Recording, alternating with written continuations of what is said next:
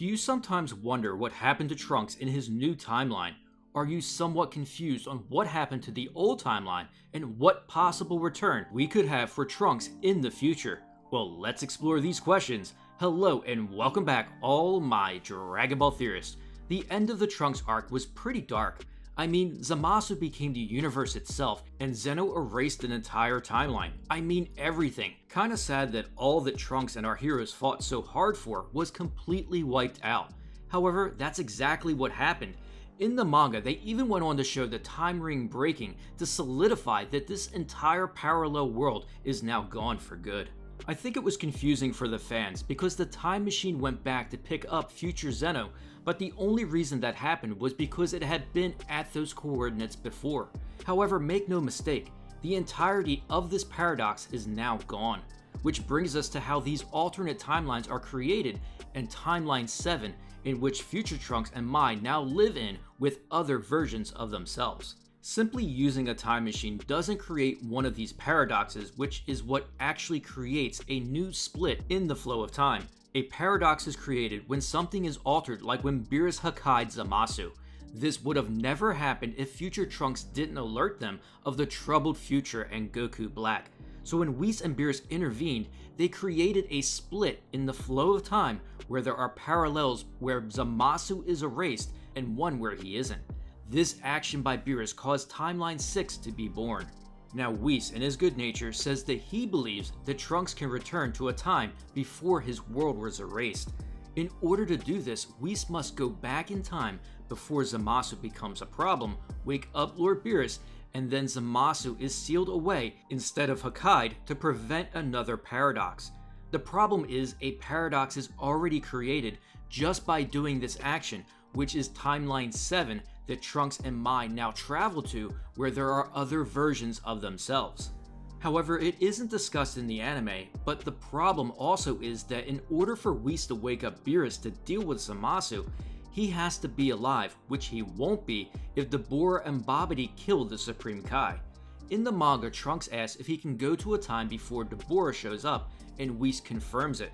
Then Shin won't have to worry about being killed by Dabura, as there are now two Trunks, and the main one who is trained in the time chamber and fought against Zamasu, so he is more than strong enough to deal with the situation. Whis asks if they don't mind living with other versions of themselves, and Trunks and Mai agree, but also confirm it could be good to double up their power in this new world.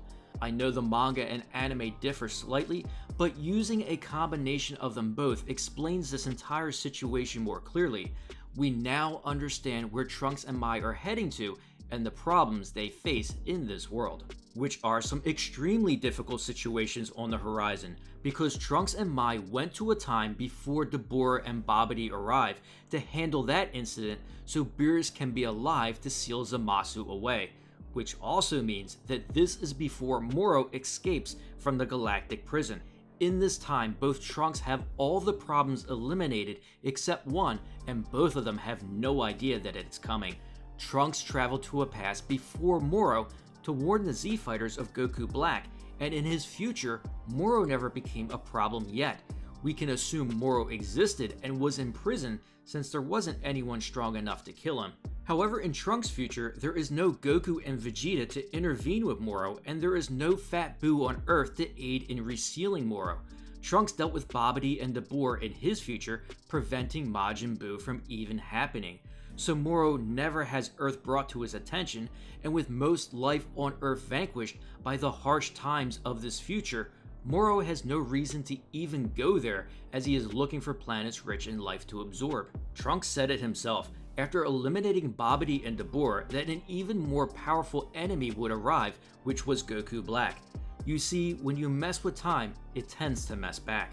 So when Trunks and Mai head to this new timeline and every enemy is dealt with, Majin Buu never happens and Goku Black never arrives to wipe out most of humanity, it has set in motion a future in which Moro is the main villain.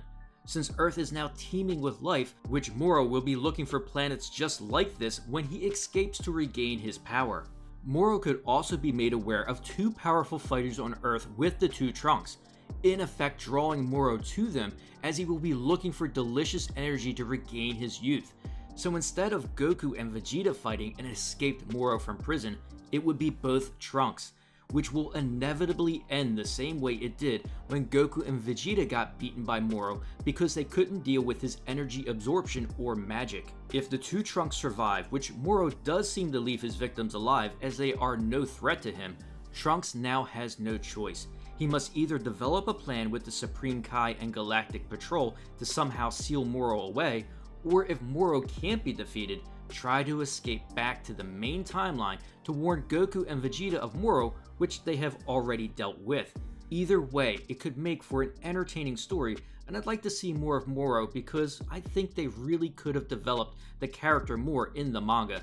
Perhaps if Moro learns of the other timeline where he is defeated, he won't make the same mistakes and become an even bigger threat. Hopefully this video explains some of the confusing parts of timelines and describes the huge potential problem for Trunks and Mai in this new future they created. If you enjoyed this video, don't forget to share it and smash that like button. Also, please subscribe to support the channel and turn on that notification bell to keep these videos coming.